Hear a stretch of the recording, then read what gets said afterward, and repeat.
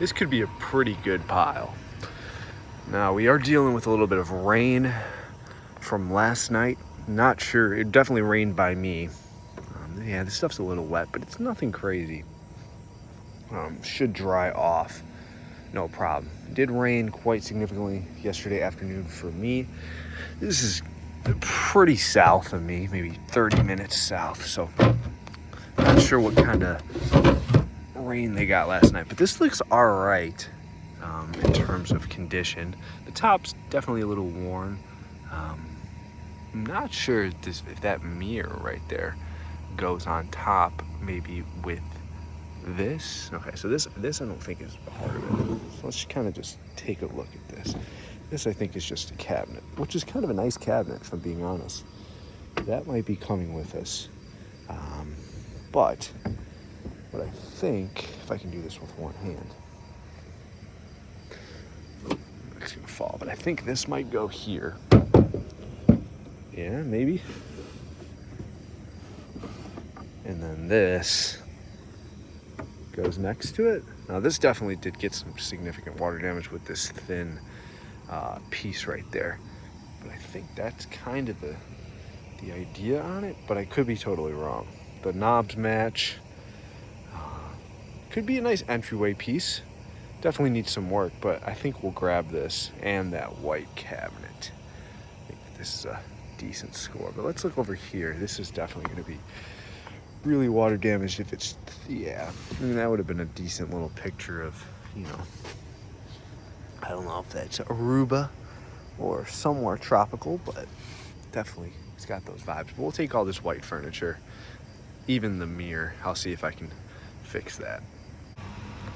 All right, here we have an antique dresser, which appears to have been put out after the rain because I'm not seeing any significant signs of damage on it. Drawers are a little sticky.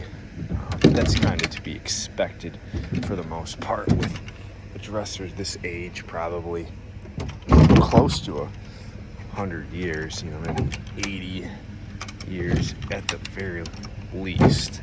It's probably from the 40s. These are workable. These are workable drawers for what it is. Not many people are gonna buy this and use it for, you know, an everyday dresser. A lot of people use these for their entryway, stuff like that, and with a little bit of work. And actually this did get wet, which is unfortunate. The veneer is definitely popping up. Something we're gonna be dealing with all morning, unfortunately, but this is still a pretty decent piece. That top probably could be fixed, so we'll save this one, but definitely wish it was put out on a different week. Been a little bit since we've found anything, and it's starting to rain, as you can tell by my windshield, but it's not really coming up on camera, but everything is almost brown. The sky's brown. Everything kind of feels like almost like a different world in a way. So we're gonna continue on, but it's kind of interesting. Feels a little dystopian, if I do say so. And this is not 1 minute after that last clip was filmed. I'm getting a torrential downpour. It's a heck of a storm that was not notified on my phone. The van isn't the greatest in the rain. It kind of drives a little weird. I'm not sure what it is, but it's always kind of been like that. Luckily, this is one of our last streets. But we didn't really get a whole lot this morning, which is kind of unfortunate. But we will continue on and see if we get anything in our next town. Hopefully it's not raining up there. We got a little pile going at this house. A couple skateboards. We got a White Fang and Mad Gear. I'm not sure if these are desirable. I do like to take the skateboards though when they appear to be in decent shape. Oh, it's got a lot of stickers. Somebody really cared about this at one point. I do like to take the skateboards. They usually sell. The main reason though that I stopped was to check this out. Even though it's not what I thought it was. Not really sure what that is, to be honest, if it's not some kind of trap. I thought, from looking at it from that side, I thought it was like a hedge, like an artificial hedge, but it's not what it is. I don't think that that's for me. Here is a chair, and it's definitely lower size chair than you would normally expect. And I think it's because this probably went to a vanity at some point. It's got some storage there. The fabric's not perfect, the leather. It's definitely got some pitting, some holes in it, but probably could be redone, and I think it's a decent piece. This is a trunk of some sort. It actually looks really nice. We'll see what it looks like after we get this off. Looks like that was leaking on it a little bit. Got some red stuff, but it's really clean inside. I don't see why that wouldn't come off, so I think we'll take this along with us. Might have a dresser here, nothing spectacular, but if the drawers work, it still could be decent for somebody. Alright, so these are center track drawers. This top one's kind of funky right off the bat. That shouldn't be too hard. So let's check this one out and see why it's, I guess that's just sitting in there, not right. I don't think there's anything wrong with it. I'm gonna mess with this, put the camera down, and I will let you know in 1 second. So I got the top ones in, and I'm thinking we're headed on the right track, and then I'm having a hard time getting this one in, and I realize it's because the brace bar right here is broken. Now you could probably fix that if you really needed to. Probably throw a nail right in there and it might work out for you, but for what it's worth, I mean, this is not something I'm gonna be grabbing in this condition, that damage. It's just, I mean, if it was all the drawers, I'd probably be lucky to get 15 bucks for it. So I'm not gonna mess around with it for that little bit of money. All right, let's see if this dresser here is any better. Decent style, nothing too spectacular. It's definitely not perfect. This is going to be a big issue, though, not having the bottom track on that drawer. That's pretty much going to make it a no-go, unfortunately. Let's just kind of check out. The other two drawers would have been fine, but that's a metal track. As you can tell there, it's on that drawer. But if you see this one, it's not.